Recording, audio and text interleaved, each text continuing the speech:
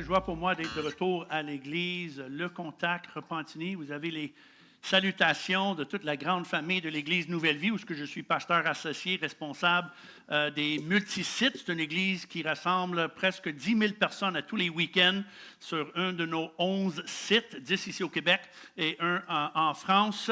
Et combien sont heureux de savoir que l'Église de Jésus-Christ avance aujourd'hui au Québec en 2026.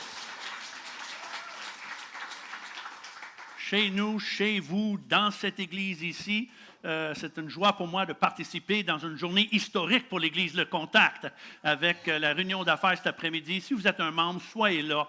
Je vais participer dans la réunion et de présenter quelqu'un pour être le nouveau pasteur et pour préparer la prochaine saison de cette Église. Mais on dit merci Seigneur pour tout ce qui prend place à l'Église Le Contact Repentigny. Le Seigneur est vivant, le Seigneur dirige son Église et le Seigneur pourvoit pour son Église. Et ça mérite plus qu'un applaudissement poli assis. Ça mérite une ovation debout. Est-ce qu'on peut se lever tous ensemble?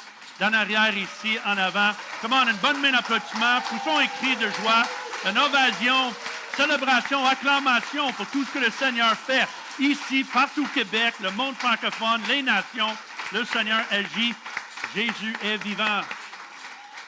Je peux vous asseoir, merci.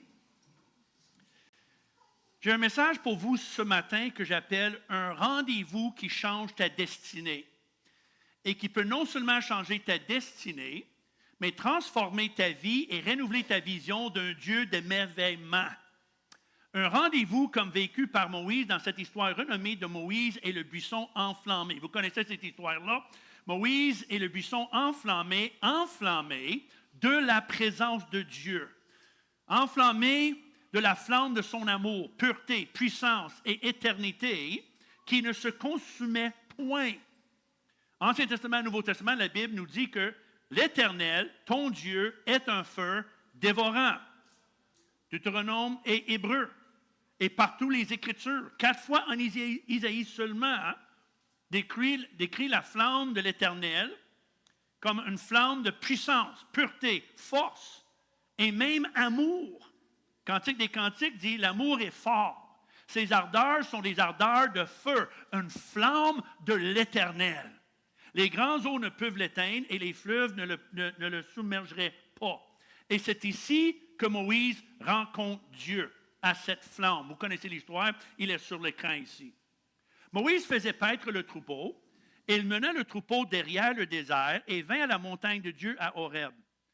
L'Éternel lui apparut dans une flamme de feu au milieu d'un buisson.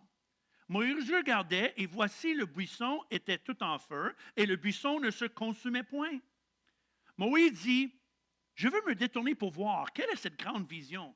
Et pourquoi le buisson ne se consume point? » L'Éternel vit qu'il se détournait pour voir. Les souliers de tes pieds, car le lieu sur lequel tu te tiens est une terre sainte. Moïse se cachait le visage, car il craignait de regarder Dieu.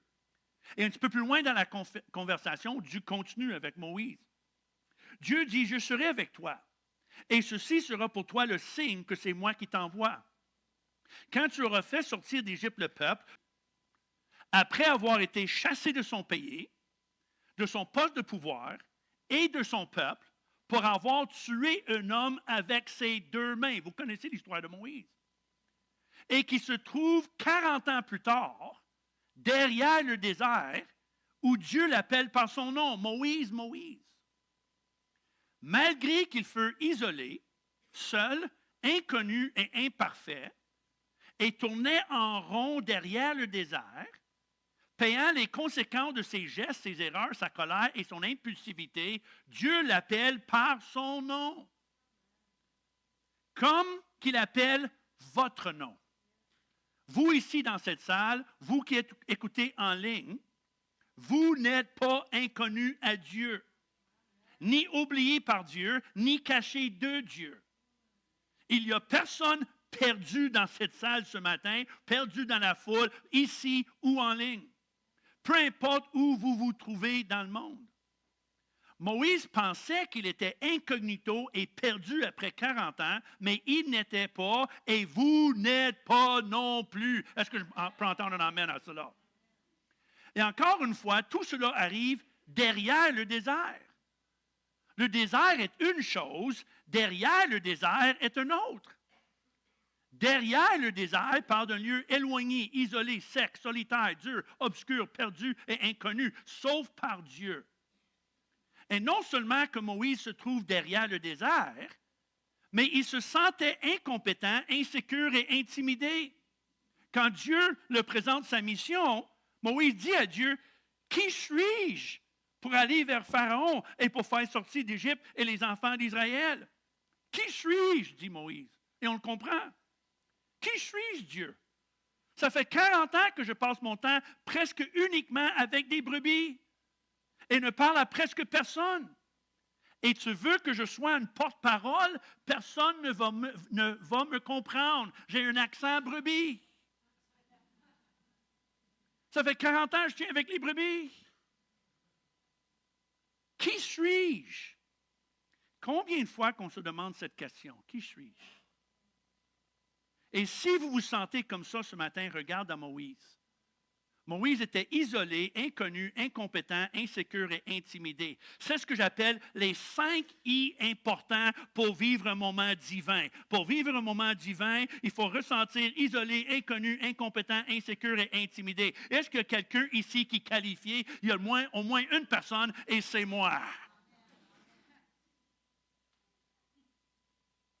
Et la bonne nouvelle est que c'est là, dans cet état, que Dieu appelle Moïse par son nom. Et parce qu'il s'est arrêté, détourné et s'approché pour voir, Moïse vit sa première expérience avec le Dieu non seulement digne de notre attention, mais aussi notre admiration, notre affection et notre adoration, qui veut dire notre émerveillement. Le Dieu transcendant, présent, puissant et surtout immuable. Il rencontre le grand « je suis », comme il se nomme dans cette même conversation. Je suis celui qui suis. Et c'est ce que je prie pour nous ce matin, vous et moi. Même si tu te penses loin de Dieu, inconnu de Dieu et caché de Dieu, Dieu est là, Dieu connaît ton nom et Dieu attend que tu t'approches de lui pour radicalement changer ta vie et ta destinée. Il y a un rendez-vous qui t'attend. Est-ce que je peux entendre un amen à ça? Là? Comment une bonne main d'applaudissement pour un Dieu qui nous connaît, un Dieu qui est au rendez-vous, un Dieu qui est là. Mais évidemment, le premier pas vers vivre un rendez-vous qui change ta destinée est de s'arrêter, se détourner et de s'approcher. Moïse dit, je veux me détourner pour voir. Ça, c'est une décision qui a complètement transformé la direction de sa vie, sa destinée ainsi que sa vision de Dieu. Mais qu'il aurait pu complètement rater s'il ne s'arrêtait pas pour se détourner et s'approcher. Ça dit clairement, et quand l'Éternel vit qu'il se détournait pour voir, il l'appelait par son nom. C'est la décision de s'arrêter et de s'approcher qui a déclenché la série d'événements qui suit, qui nous révèle que Dieu n'est ni aveugle, ni sourd, ni silencieux, ni indifférent, ni mort. Dieu attend. Ça vaut la peine de répéter ça. Dieu n'est ni aveugle, ni sourd, ni silencieux, ni indifférent, ni mort. Dieu attend. Il attend qu'on arrête, détourne et s'approche de lui. Dont la raison que l'ennemi fait tout pour nous garder distraits, occupés, divertis et loin du Seigneur, comme un serpent rusé. Ce n'est pas pour rien que l'ennemi est souvent nommé le serpent dans la parole de Dieu. De l'histoire de la création en Genèse jusqu'à l'Apocalypse où il est nommé le serpent 4 fois. Car parfois, il mord comme un serpent à sonnette, d'un coup subit, soudain, être surpris par une faute, comme nous dit l'apôtre Paul. Mais d'autres fois, je dirais même plus souvent, il étouffe comme un python. Ou doucement, tranquillement, il nous étrangle avec les soucis de la vie.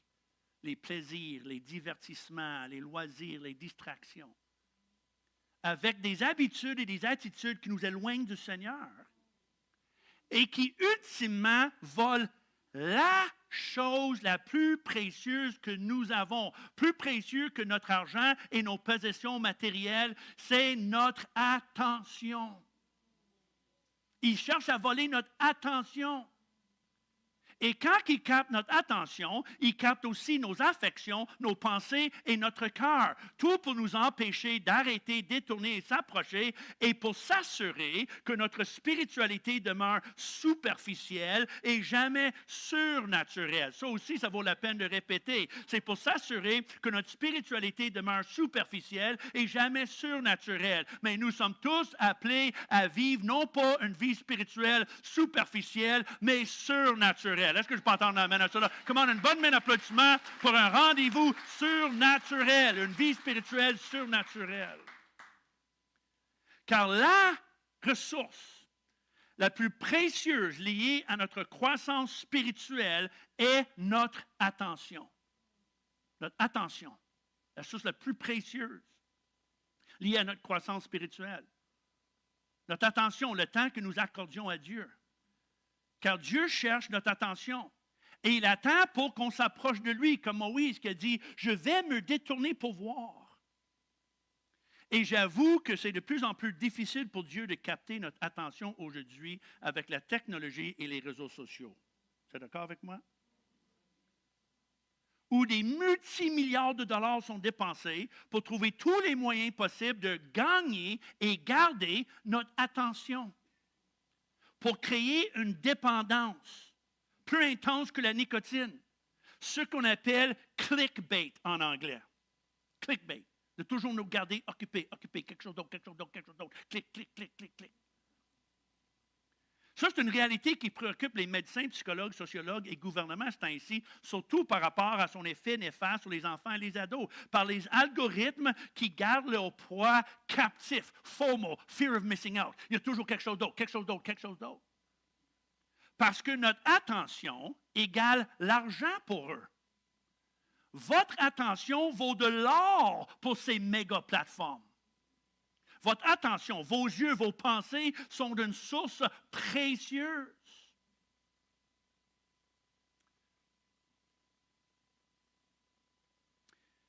La plupart de nous avons une somme d'argent limitée. Hein? Pas tout le monde, il y a des personnes qui ont des sommes d'argent illimitées, mais la plupart ont des sommes d'argent limitées. Pas tout le monde, mais la plupart. Mais nous avons tous un espace de temps limité. Tous, tout le monde. 24 heures par jour. Et 1001 choses compétitionnent pour notre attention, crient pour notre attention aujourd'hui. Et Dieu, lui, il attend. Il attend. Pour se révéler à nous, pour nous émerveiller et nous transformer et pour changer la direction de notre vie et notre destinée. Et le but de l'ennemi n'est souvent pas de nous conduire vers un péché dramatique, mais de nous endormir, nous ennuyer par l'Église, la prière, la parole, les choses spirituelles, par une érosion lente de nos convictions et notre passion. On est distrait par la politique, le plaisir, le sport, les actualités, les jeux, pour nous garder loin du buisson enflammé de l'Éternel. Il ne cherche pas à détruire la foi par un seul coup, mais à l'étouffer et l'affaiblir avec les soucis de ce monde et les plaisirs de ce monde. Bonne citation dernièrement de T.S. Eliot en parlant de la société dans laquelle on vit. We are distracted from distraction by distractions. C'est bien ici dit ça en anglais. Nos distractions nous distraient des distractions. Qui veut dire les distractions de ce monde nous gardent distraits pour ne pas être distraits par la distraction qui peut changer notre vie, la flamme de la présence de Dieu. Est-ce que je peux entendre un amen à cela? C'est un peu confondant, mais c'est vrai. On est distrait par des distractions qui nous gardent distraits pour pas qu'on soit distrait par la distraction qui peut changer notre vie, qui est la flamme de la présence de Dieu. Soit distrait ici pour pas être distrait là-bas et détourné pour avoir votre destinée radicalement changée. Est-ce que je peux entendre un amen à ça? Est-ce que vous comprenez? C'est une tactique, c'est le python, c'est le python.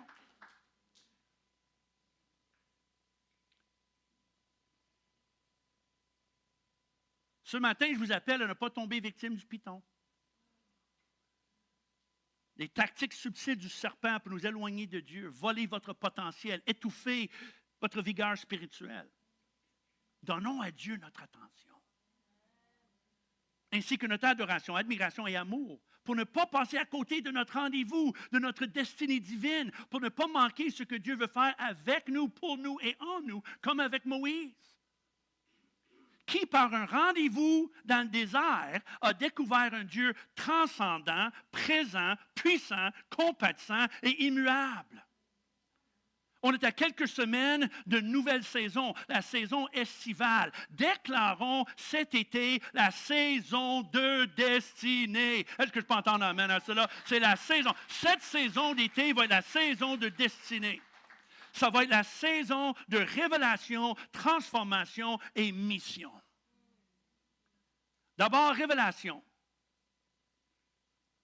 La première chose que Moïse a reçue, c'est une révélation d'un Dieu transcendant.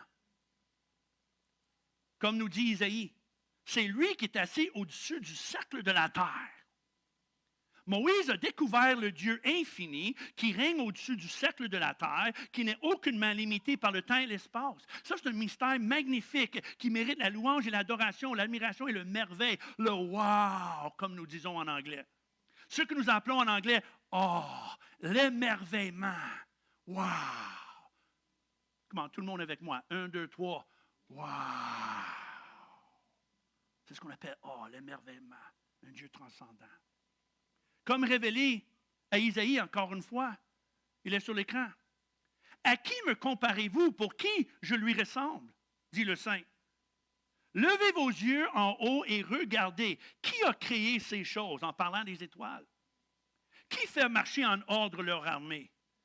Il les appelle toutes par leur nom. Imaginez le nombre illimité des étoiles, des myriades, Dieu les connaît tous par leur nom. Et il connaît vous par votre nom. Il connaît votre nom comme celui de chaque étoile, comme celui de Moïse. Et c'est ça qui est étonné Moïse. Dieu connaît mon nom. Ça fait 40 ans tout seul dans le désert. Et Dieu m'appelle par mon nom. Dieu connaît mon nom. Dieu a connu le nom de Moïse. Et il connaît votre nom ici ce matin.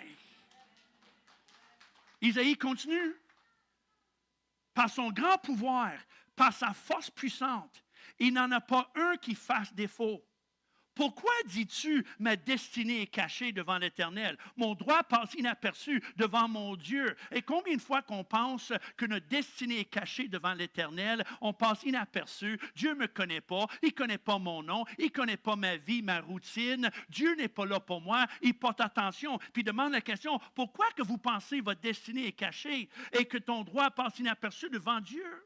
Ne le sais-tu pas? Ne l'as-tu pas appris? C'est le Dieu d'éternité, l'Éternel, qui a créé les extrémités de la terre. Il ne se fatigue point, il ne se lasse point. On ne peut sonder son intelligence.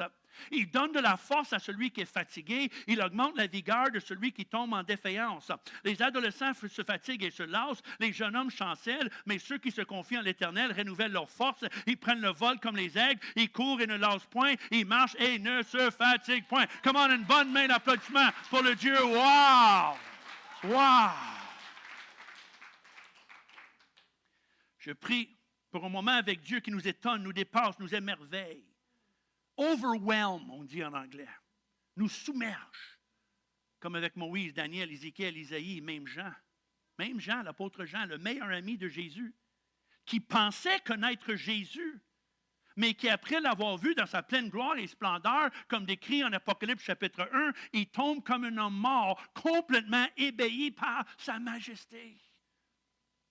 Ma prière depuis un temps, pour moi, c'est d'être constamment étonné, émerveillé, ébahi par la majesté de Dieu. La gloire de Christ. Et jamais d'être blasé, nonchalant, ennuyé.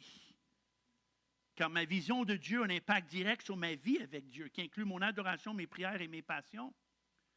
L'écrivain théologien renommé Gordon Fee a dit ceci, puis c'est très vrai. Fais-moi entendre ton chant, fais-moi entendre ta prière, et je révélerai ta théologie.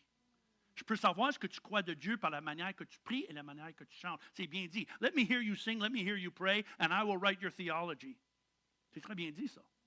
Parce que ce qu'on croit de Dieu affecte tout. Que le Seigneur nous sauve d'une théologie passive, fataliste, ennuyante et statique, avec une fraîche vision d'un Dieu transcendant qui inspire passion, foi et anticipation, pour ne plus jamais s'approcher de Dieu d'une manière passive, mais avec passion. Jamais d'une manière fataliste, mais avec foi. Jamais avec de l'apathie, mais toujours avec l'anticipation. Jamais résigné à mon sort, mais toujours résolu de le changer et de sortir de la boue dans laquelle je me trouve par une fraîche révélation d'un Dieu puissant et transcendant. Est-ce que je peux entendre un amen à cela? Car le danger d'une vision réduite de Dieu n'est pas rien que l'indifférence et l'ennui, mais aussi l'idolâtrie. L'idolâtrie. Où autre chose attire notre attention et suscite notre affection à la place du Seigneur, comme dénoncé par Osée le prophète, juste dans cette simple phrase. Il se ressemble pour du blé et du vin nouveau, et il s'éloigne de Dieu. Qui est une autre façon de dire, leur temps, leur attention, leur conversation tournent plus autour de la bonne bouffe et le bon vin que le Seigneur. C'est exactement ce qu'il dit ici. Hein?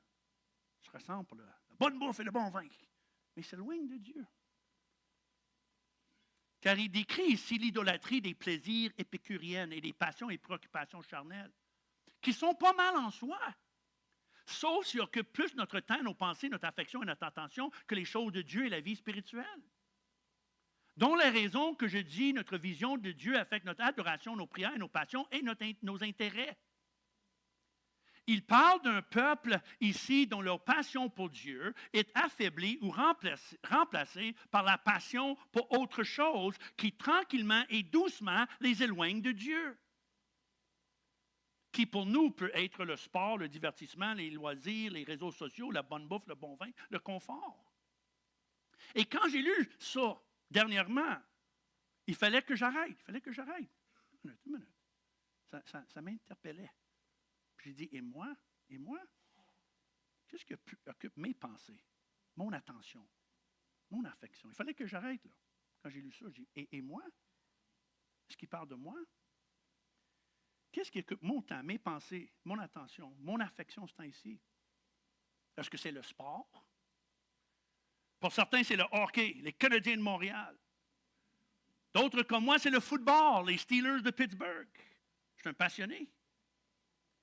Quand ils perdent, les gens m'envoient des textos comme s'il y avait un décès dans la famille. Désolé, Marc. Condoléances. So sorry. Quand ils gagnent, ils m'envoient des félicitations comme si je suis le propriétaire de l'équipe. Hey, congratulations! Congratulations! Thank you. J'ai travaillé fort.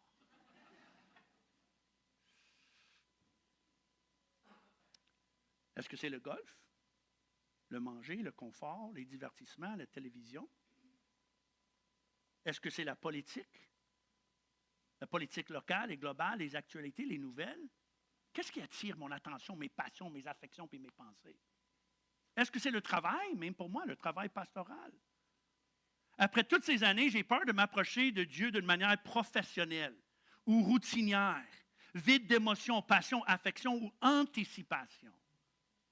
Il y a des choses qu'on anticipe dans la vie avec raison. C'est tout à fait normal et correct. C'est correct. Les plaisirs que Dieu nous accorde, ça fait partie de sa grâce. Il y a des choses qu'on aime, il y a des plaisirs, il y a des loisirs, il y a des choses qu'on anticipe et c'est tout à fait normal et correct. La joie de vivre est un des bons dons de Dieu. Ça aussi, ça vaut la peine de répéter. La joie de vivre est un des bons dons de Dieu. On dit merci Seigneur pour la joie de vivre. Manger, boire, être avec des amis, la fraternité, le sport, le loisir et tout ça, ça fait partie des bons dons de Dieu. Comment une bonne main d'applaudissement qui nous donne pour un Dieu qui nous donne la joie de vivre. Beaucoup de plaisir, beaucoup de choses qui sont fantastiques.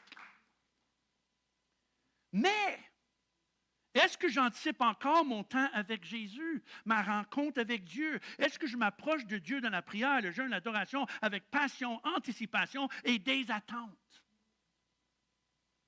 Et attention, ce n'est pas tous les loisirs et divertissements qui sont bien offensifs et anodins. Nous ne voulons surtout pas estimer ou glorifier ou célébrer ce que Dieu appelle une abomination. Jésus a bien dit, il y a des choses élevées parmi les hommes qui sont une abomination devant Dieu, dont la nécessité d'un discernement culturel. On ne va pas avaler tout ce que la culture dit, avale. Des choses que l'homme estime, des activités, des célébrités que l'homme estime que sont une abomination devant Dieu.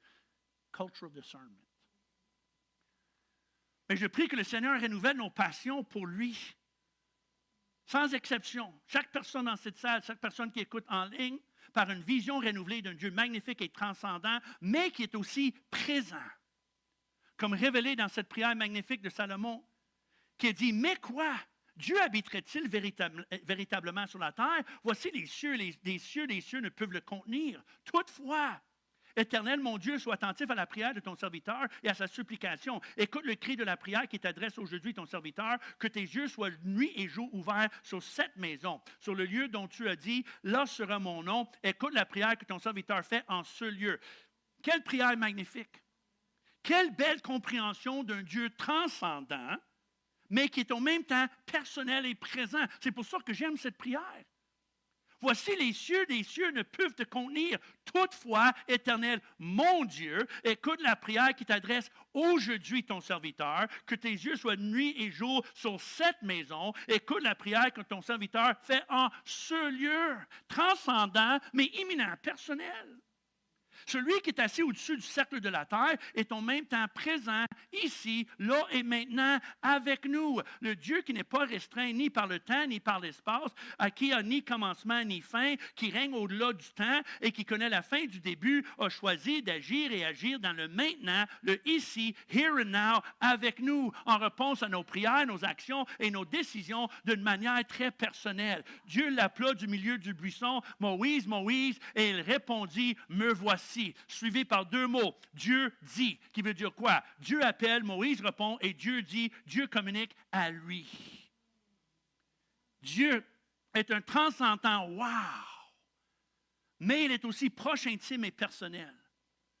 Et c'est ce que je souhaite pour vous, un moment divin personnel, sans exception, chaque personne dans cette salle, où le Seigneur vous appelle par votre nom pour vivre non seulement un moment merveilleux, mais aussi miraculeux. Non seulement une rencontre personnelle, mais aussi surnaturelle, avec le potentiel de transformer notre vie comme avec Moïse, où il a découvert la puissance de Dieu pour accorder un cœur nouveau, l'autorité spirituelle et une raison d'être. Car non seulement que Dieu est transcendant et présent, mais il est aussi puissant. Assez puissant pour donner un cœur nouveau et une autorité spirituelle. Comme Moïse a découvert. L'Éternel lui dit, dans cet échange avec Dieu, il rencontre un Dieu qui est transcendant, mais aussi qui était très présent, qui était très personnel. Moïse, je parle à toi, mais aussi qui était puissant. Remarque dans cet échange ici. L'Éternel dit, mets ta main dans ton sein. Il mit sa main dans son sein, puis la retira. Et voici, sa main était couverte de lèpre, blanche comme la neige, corrompue, malade. L'Éternel dit, remets ta main dans ton sein. Il remit sa main dans son sein, puis la retirait de son sein, et voici, elle était redevenue comme sa chair. La puissance de Dieu pour changer un cœur. Et si nous mettons notre main près de notre cœur ce matin, est-ce qu'elle sortira tachée par la lèpre aussi?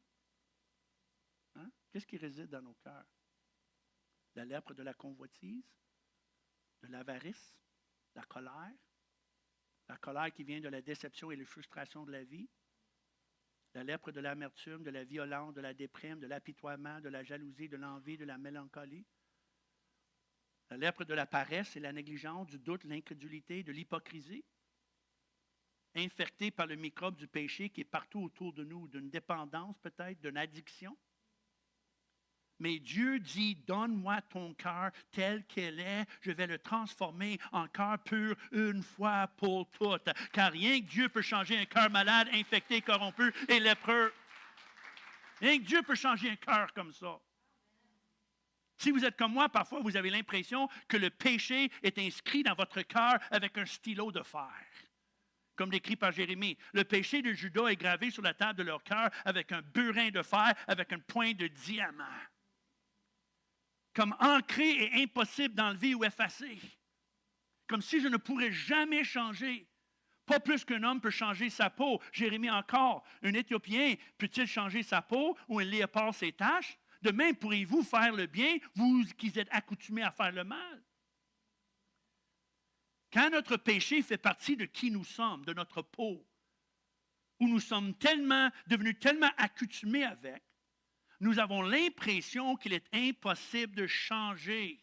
Et nous avons raison. Il est impossible, sauf pour Dieu. Dieu a la puissance pour changer le cœur le plus dur. Est-ce que je peux entendre un amen à ça? Comment on a une bonne main d'applaudissement pour un Dieu qui peut changer nos cœurs.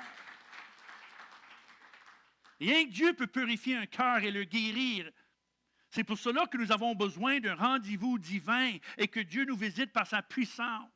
Comprenez, nous avons tous besoin de Dieu car nous sommes tous affectés. Nous sommes tous captifs de quelque chose.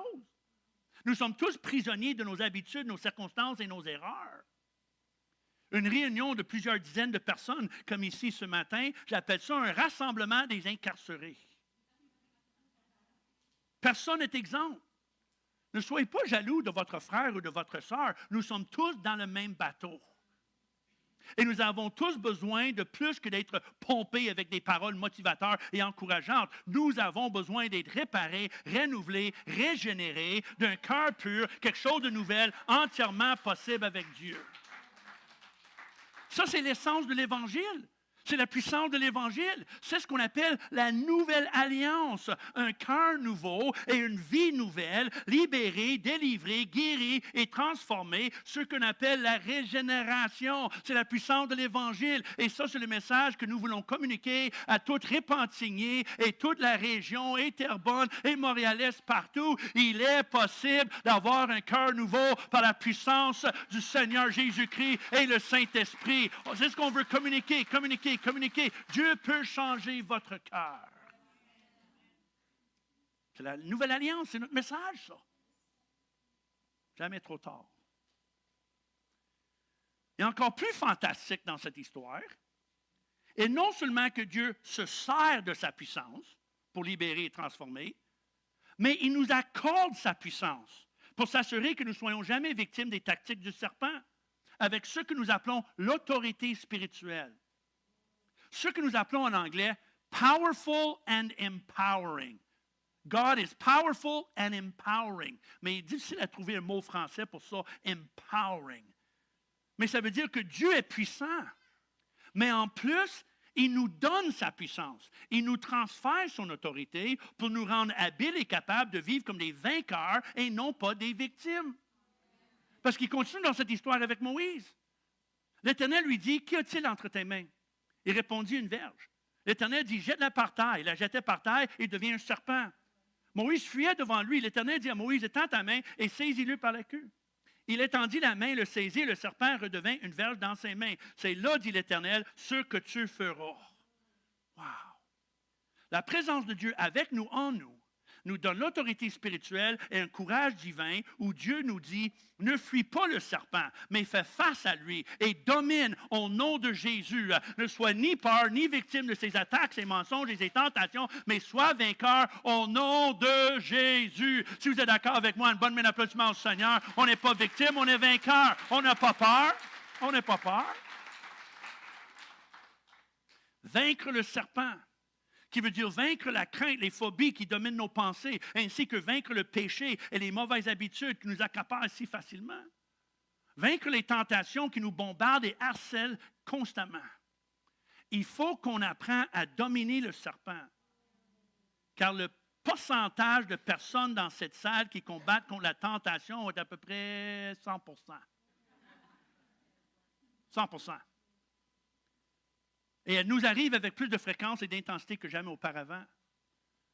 Dû à la société hédoniste, matérialiste et sensuelle dans laquelle nous vivons, où le péché dans toutes ses formes est plus abondant et accessible que jamais dans l'histoire de l'humanité, où la technologie nous offre un monde de possibilités, mais aussi un monde de péché. Un monde de potentiel, mais aussi un monde de problèmes, et un monde de pression et des tentations. Et qu'on soit chrétien depuis 20 ans ou 20 semaines, nous avons tous à confronter la tentation à chaque jour. Et moi, je ne suis pas différent que vous. Je ne suis pas différent que vous. Nous sommes tous chers et saints et nous avons tous les mêmes tentations et combats, que ce soit avec la sexualité, la colère, l'orgueil, le mensonge, la langue, la paresse, l'excès. Aucune personne n'est à l'abri des tentations communes à l'homme. Même Jésus a été tenté dans tous les domaines comme nous, sans péché, tous les domaines. Et il est impossible de vaincre la tentation dans le sens de l'éliminer complètement de notre vie. Nous allons toujours faire face à la tentation aussi longtemps que nous vivons sur cette terre. Elle arrive sans faute, 7 jours par semaine, 52 semaines par année.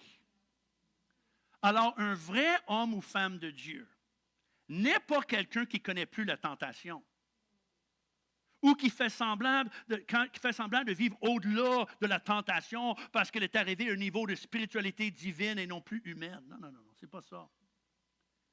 Ni celui qui vit sur un nuage de culpabilité parce qu'il est tenté. Mais c'est quelqu'un qui lutte avec la tentation à tous les jours, mais qui sort vainqueur à tous les jours. C'est à ça que nous sommes appelés, vainqueurs et non pas victimes. Moïse voulait fuir le serpent, mais Dieu a dit non.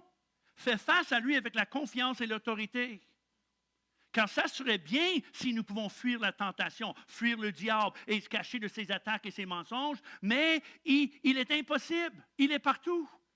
Alors nous n'avons pas de choix que de lui faire face et de le vaincre, de saisir le serpent par la queue. Le temps est arrivé pour que nous dominons sur Satan et ses tentations et non pas sur lui au nom de Jésus. Est-ce que je peux entendre un amen à cela? La prière que nous gagnerons plus souvent la guerre qui prend place dans notre propre intérieur. La guerre dans notre cœur entre le mal et le bien, la chair et l'esprit, le ciel et la terre, qui est une guerre réelle pour tous et chacun de nous. Vous connaissez l'histoire du roi David. Il a gagné le combat contre le lion, l'ours et le géant à l'extérieur, mais il a perdu le combat contre le dragon, la convoitise à l'intérieur. Le combat dans son cœur. Hein, le lieu de la vraie guerre spirituelle, le vrai combat, où les vraies victoires les plus importantes sont gagnées. Plus important que de dominer sur les démons au-dessus d'une ville ou d'un pays, de dominer au-dessus des démons dans notre propre intérieur. Elle est une guerre de la vie et la mort. Et le combat contre les tentations de la chair est une guerre continuelle. Et il y a bien trop de personnes qui tombent ou qui baissent les bras, qui meurent même dans cette guerre en ce moment, et il faut que ça cesse. Elle est une guerre qu'il faut gagner et que nous pouvons gagner. Car elle est une guerre spirituelle, une guerre pour notre âme, pour l'âme de notre famille, notre mariage, notre avenir, notre ministère, notre appel, notre ville, notre pays. C'est une guerre pour l'âme de la prochaine génération. On est dans une guerre spirituelle. Puis Dieu dit, fais face, domine, vaincre. On n'est pas des victimes. Est-ce que je peux entendre un amen à ça? Là? Le grand écrivain C.S. Lewis a dit, il n'y a aucune zone neutre dans l'univers. Chaque recoin, chaque instant appartient à Dieu et fait l'objet d'une opposition de la part de Satan. There's no neutral ground in the universe. Every square inch, every split second is claimed by God and counterclaimed by Satan. La vie chrétienne est un match de football et non pas de pickleball. Ou un match de tennis. La vie chrétienne est plus comme un match de football. Pas un match de pickleball où nous lançons la balle l'une vers l'autre. Non, c'est le football, c'est d'avancer un pouce à la fois contre une force qui nous résiste, qui ne veut jamais céder du territoire et surtout pas la victoire. Ce que l'apôtre Paul appelle la guerre spirituelle. On pousse contre la résistance. Lewis continue. Il dit, la foi chrétienne n'est pas une idée abstraite ni une passe-temps du week-end. C'est un long et dangereux voyage vers la gloire entrepris en territoire ennemi, où chaque jour nous nous rapprochons de Dieu ou nous éloignons de lui, parce que la vie chrétienne n'est pas un chemin neutre d'amélioration de soi, c'est une guerre d'allégeance. Suivre le Christ, c'est entrer dans un espace contesté où nous sommes poursuivis par l'ennemi. Et moi, j'ajoute à cela, mais avec la victoire garantie, car ce n'est pas par notre propre force, mais la puissance que le Seigneur nous accorde. La victoire est garantie. L'évangile que nous prêchons et nous croyons n'est pas une religion, elle est une puissance. C'est la puissance du pardon et la régénération qui change un cœur et qui nous accorde aussi la force, la puissance pour dire non à l'ennemi et oui à Dieu. Ce n'est pas nécessaire de vivre et revivre toujours, le moins, un éternel recommencement. L'autorité spirituelle a le pouvoir de dire non. Non à la crainte, non à la colère, non à la convoitise, non au mensonge de l'ennemi, non à tout ce qui nuit à mon bien-être, ma paix, les bonnes relations avec Dieu et les autres, non à l'amertume et l'apitoiement et aux tentations. Juste non, juste non. Quand ma fille qui était plus jeune, ma fille Ashley qui demeure en Floride, elle est mariée, adulte maintenant en Floride, mais quand elle était petite, des fois elle me demandait, « Dad, est-ce que je peux faire ça? Dad, est-ce que je peux faire ci? » Puis parfois je disais non. Non. Puis là, elle me demandait toujours, « Qu'est-ce que tu veux dire par non? » What do you mean, no? Puis moi, je répondais, mais Quelle partie de non que tu ne comprends pas?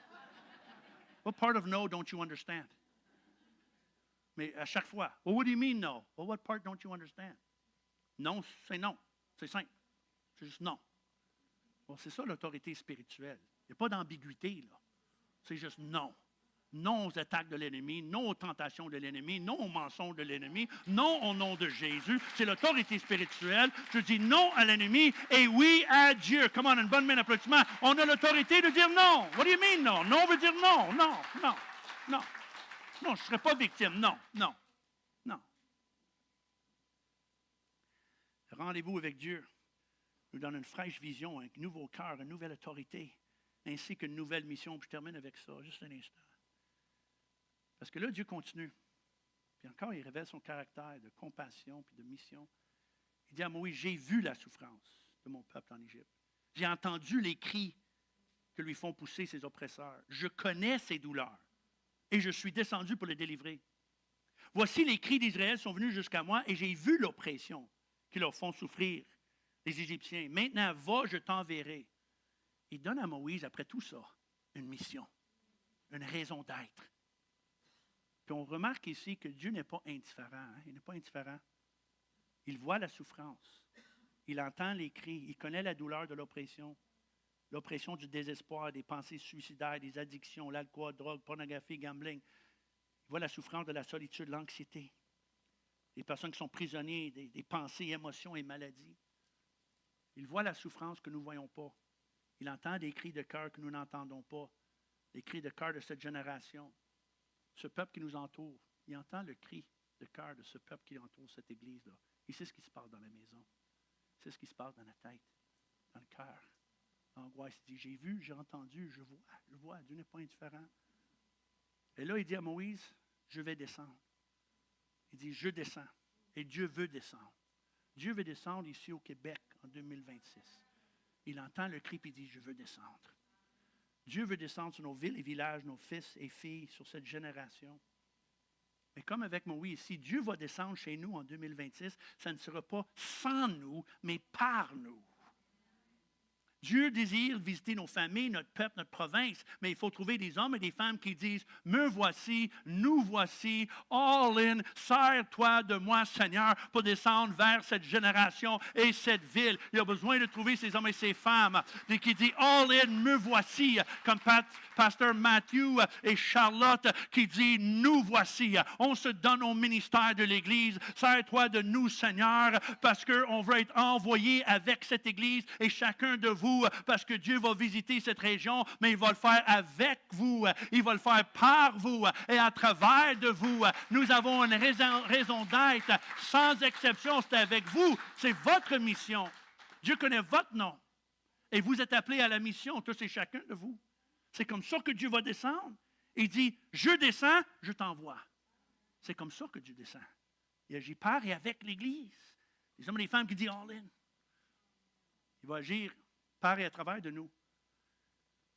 Notre service, notre énergie, nos efforts, nos sacrifices, notre générosité, notre témoignage, nos prières.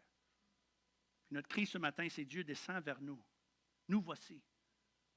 Donne-nous la victoire sur la tentation, un cœur pur et prépare-nous pour la mission. J'aime ce que Robert Copeland a dit.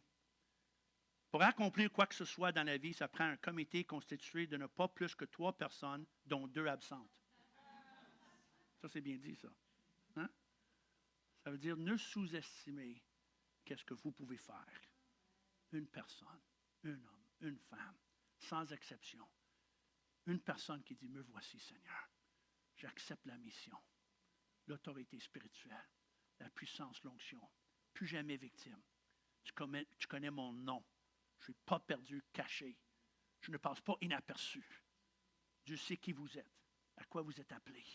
Puis Dieu vous accorde sa puissance, transcendance, présence personnelle. Et en dernier, la beauté de tout cela est que Dieu ne change pas. Jamais. Celui qui est avec Moïse est avec nous. Exactement. C'est ce que nous appelons. Je termine dans 2-3 minutes. Mais c'est très important de capter ça ici. C'est ce que nous appelons l'immuabilité de Dieu. Révélé par son nom, je suis celui qui suis. Ça veut dire, je suis. Je ne change jamais. Dont les raisons pour cet échange entre Jésus et les pharisiens, qui est une des phrases les plus importantes de tous les évangiles, parce que c'était Jésus qui révèle qu'il savait exactement qui il était, Dieu. Puis il a choqué les autres, choqué les pharisiens, les religieux. Jésus dit, Abraham, votre père, a tressaillé de joie de ceux qui verraient mon jour. C'est Jésus qui parle. Il l'a vu et il s'est réjoui. Les Juifs lui dirent à Jésus, tu n'as pas encore 50 ans et tu as vu Abraham. Jésus leur dit, en vérité, je vous le dis, avant qu'Abraham fût, je suis. Non pas j'étais, je suis. Je suis, le nom de Dieu, je suis. J'étais là avec Abraham, avant Abraham, je suis là depuis l'éternité. C'était le mot hébreu Haya, le nom personnel et ineffable de Dieu, qui signifie que beaucoup de choses puissent exister, mais une chose qui peut être l'existence. Jésus est l'essence de l'existence même depuis l'éternité. Et quand vous comprenez cela, vous verrez ce que Jésus a dit était tout simplement la chose la plus choquante jamais prononcée par des lèvres humains qui a choqué les religieux pour dire « J'étais là avec Abraham, je suis qui je suis ». Jésus était là avec Abraham, il était là avec Moïse, il était là dans les évangiles et il est ici ce matin. C'est le même Jésus hier, aujourd'hui, éternellement. Il est qui dit qu'il est. Jésus sur la terre il y a 2000 ans, le même Jésus qui fut avec Abraham et avec Moïse est avec nous. Il est qu'il est, il sera toujours qu'il est. Il est toujours dans le moment, le présent. Non jamais, non pas j'étais et je serai, mais je suis là et maintenant. Il était avec vous dans le passé, il serait avec vous dans le futur, puis il était avec vous là, maintenant. Est-ce que je peux entendre amène à cela? J'invite les musiciens en avant. On t'amène, est-ce qu'on peut se lever tous ensemble dans l'arrière, jusqu'ici en avant? Et encore une fois, est-ce qu'on peut donner une acclamation à ce Jésus, je suis l'Éternel, transcendant, imminent, personnel, compatissant? Come on! Merci Seigneur pour qui tu es. Wow! On est émerveillés Seigneur par qui tu es. Demeurons debout. On va avoir un moment d'adoration, un moment de prière dans un instant. Parce qu'après avoir dit tout cela, j'ai deux bonnes nouvelles pour vous ce matin. Bonne nouvelle numéro 1, encore une fois, Dieu est immuable. Ce qui veut dire qu'il ne change jamais. Il ne change pas. Malachie, car je suis l'Éternel, je ne change pas. Jacques chapitre 1, ne vous y trompez pas. Mes frères, toute grâce excellente et tout don parfait descend d'en haut du Père des Lumières, chez lequel il n'y a ni changement, ni ombre de variation. Dieu a donné des grâces et des dons dans ce temps-là, puis il donne des grâces et des dons aujourd'hui. Il ne va jamais cesser de le faire, parce que Dieu est immuable. Mais la deuxième bonne nouvelle, c'est que nous ne sommes pas immuables. Nous pouvons et devons changer. Nous ne sommes pas destinés à demeurer le même. Nous pouvons changer par la grâce de Dieu. Il y a une des scènes les plus marquantes de l'histoire de Charles Dickens, Cantique de Noël. Cantique de Noël avec Ebenezer Scrooge. Moi, je regarde à chaque année. Il y a des dizaines et dizaines de versions de la Cantique de Noël, le Christmas Carol. Mais une des classiques, une des versions classiques que je regarde presque chaque Noël. On voit Scrooge qui se réveille après la 3e visite, la nuit.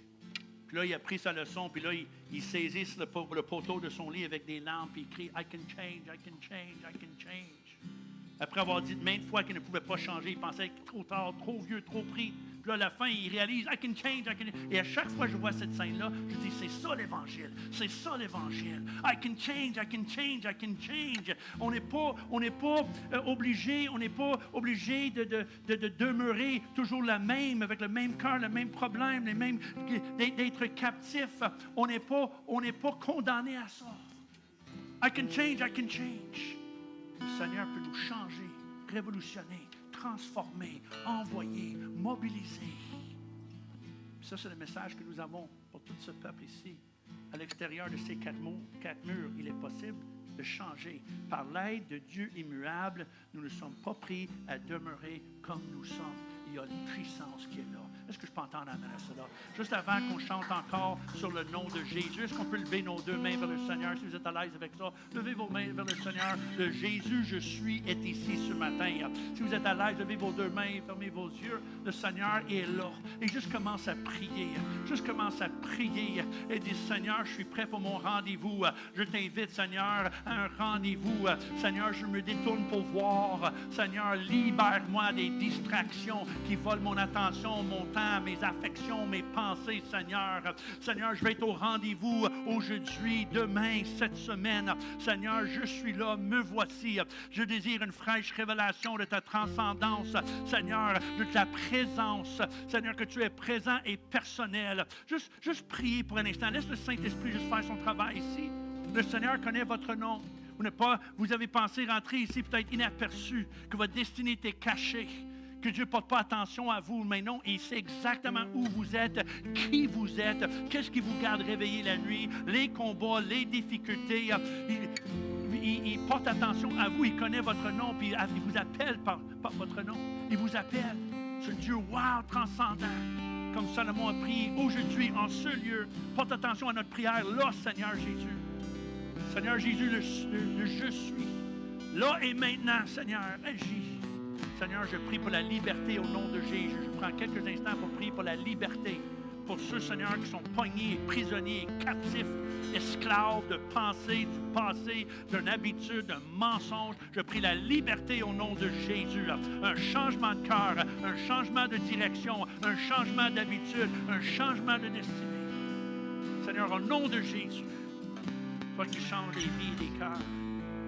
Seigneur, accorde à tous et chacun ici cette autorité spirituelle, l'autorité de dire non quand il faut dire non. Cette grâce, cette force, cette puissance. Mais Seigneur, que sans exception, je réclame chaque personne dans cette salle et en ligne, corps, âme et esprit, pour la mission de cette Église. La mission de cette Église à l'extérieur de ces quatre murs. Seigneur, je réclame multiplication, je réclame croissance, momentum. Seigneur, par ta grâce et la puissance du message de l'Évangile, de victoire au nom de Jésus. Une espérance pour tous au nom de Jésus. Seigneur, par ton esprit au nom de Jésus. Enlevons nos voix, nos mains tous ensemble et chanter ce chant qu'on a chanté qui proclame et prononce la bénédiction et le nom de Jésus. Il est la source. Le je suis qui je suis est là avec nous aujourd'hui. Louons, adorons le Seigneur dans un moment d'admiration. Je veux proclamer le nom de Jésus sur nos cœurs et sur chaque pensée. Car je sais que là, je veux